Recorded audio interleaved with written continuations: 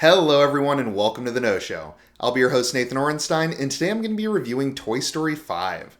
Toy Story 5 is a direct sequel to 2019's Toy Story 4, and it's written by Andrew Stanton and Kenna, directed by Andrew Stanton, and stars Joan Cusack, Tom Hanks, Tim Allen, Greta and Conan O'Brien. And now 8-year-old Bonnie still plays with her toys, but has a hard time making new friends. Her parents get her a lily pad tablet to hopefully help her fit in and connect with kids her age, but the toys see this as the beginning of a battle with technology to stay relevant.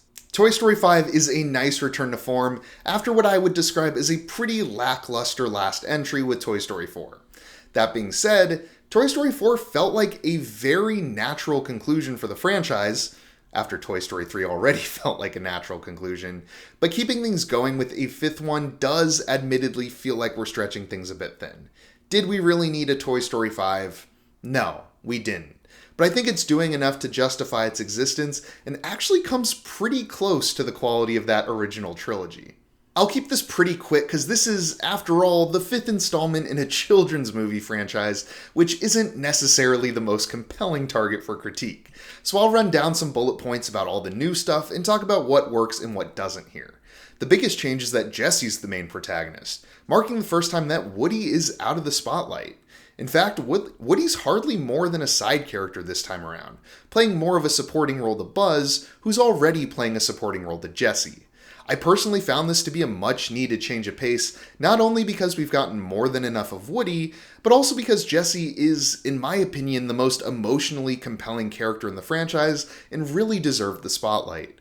Woody's inclusion at all honestly feels a bit awkward, especially after his departure at the end of Toy Story 4, and it definitely felt like they forced him into the mix rather than it happening organically.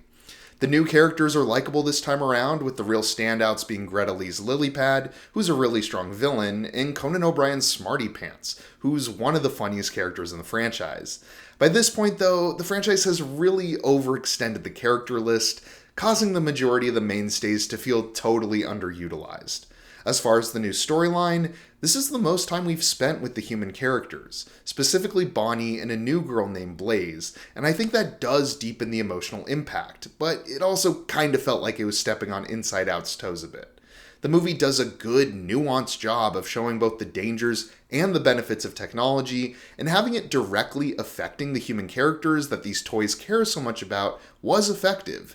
As a whole, the movie is a lot of fun with probably the most comedic moments of any of the films, but also with some of the most powerful emotional punches. One part in particular had me in tears, and it felt like the emotional weight of the entire franchise kind of culminated in this one simple scene.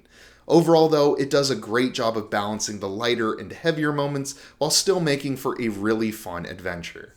Toy Story 5 is a great addition to the franchise, even if it is a franchise that's starting to feel a bit tired.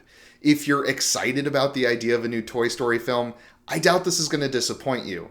If you're already feeling tired of the franchise, though, I don't really think this one's going to change your mind.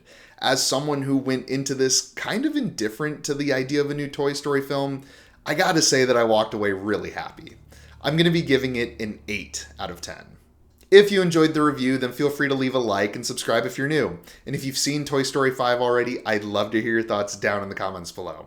I've been Nathan Orenstein with The No Show. Thanks for watching.